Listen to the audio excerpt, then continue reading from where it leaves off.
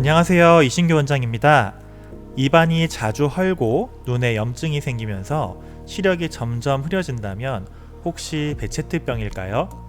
베체트병은 단순한 구내염이 아니라 혈관이 있는 곳 어디든 염증이 생길 수 있는 전신질환으로 심한 경우 실명까지도 초래할 수 있는데요.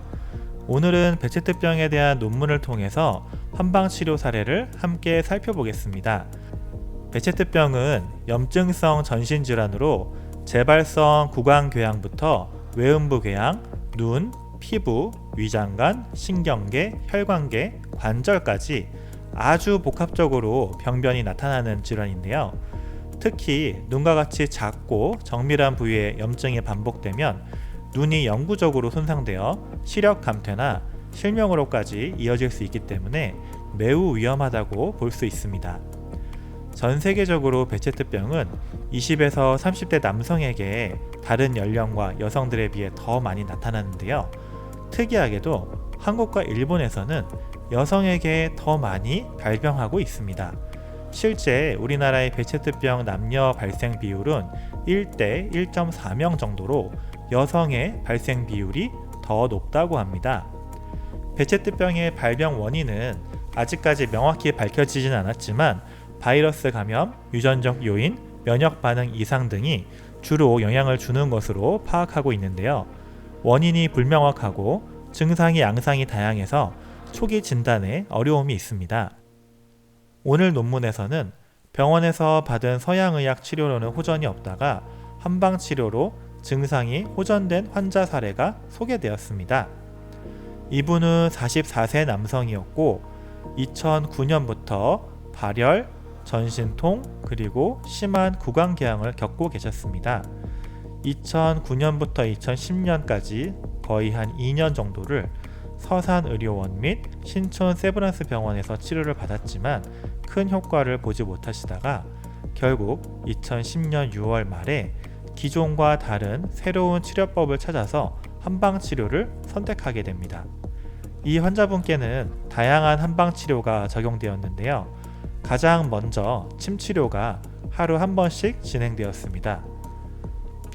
지창과 염천이라는 혈자리를 자극했는데 이 부위들은 입 주변에 혈액순환을 원활하게 해주는 효과가 있습니다. 한약도 같이 복용하셨는데요. 한약에는 감초, 황백, 황련, 황금, 당귀, 숙지향 같은 약재가 처방되었습니다. 여기서 감초는 염증을 완화하고 황백과 황련은 몸속 열을 내려주는 역할을 하고요. 당귀와 숙지황은 혈액순환을 도와서 손상된 조직이 빨리 회복될 수 있도록 도와줍니다. 그리고 구강궤양 증상이 심하셔서 염증을 직접 진정시키고 구내염의 회복을 돕는 역할을 하는 한방가그렉도 함께 사용했습니다. 몇 년 동안 병원 치료로 효과를 보지 못하셨던 이 환자분은 한방치료로 과연 얼마 만에 호전이 되셨을까요? 놀랍게도 불과 12일 만에 증상이 확연히 개선되었습니다.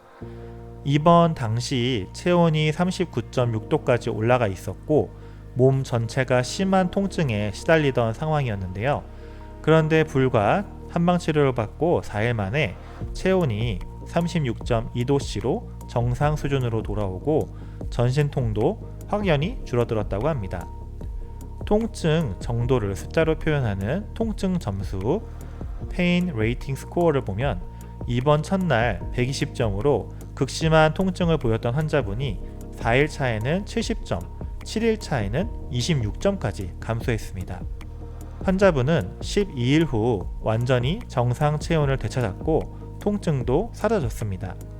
소염제나 진통제를 강하게 사용해서 일시적으로 증상을 완화시킨 것이 아니기 때문에 정말 환자의 삶이 달라졌다고 표현할 수 있겠습니다. 오늘 베체트병 치료 논문에 소개된 실제 치료 사례를 통해서 한방치료가 자가면역 질환에 어떤 변화를 줄 수 있는지 확인할 수 있었습니다.